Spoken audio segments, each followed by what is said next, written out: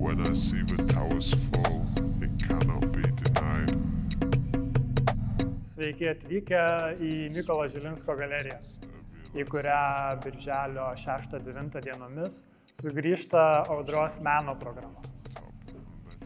Mano vardas Tautvydas Urbelis, aš esu programos meno vadovas ir šiandien papasakosiu apie čia vykstančią parodą ir performansų programą, kurioje kartu su 16 menininkų kursime buvimo ir išnykimo scenografijas, mąstančias apie salas, melą ir vaibus.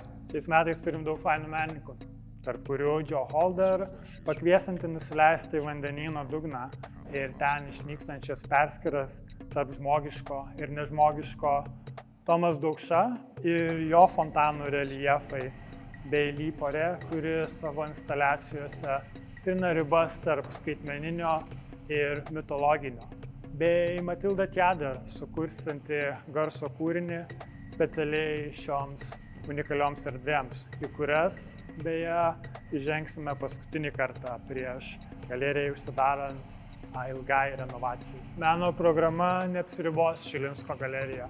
Birželio 8 dieną visus pakviesime į Pergalės fabriką, kur vyks performansų programa. Joje naujas specialiai Audrai sukurtas Ella Skinner ir Iceboy Violet performances.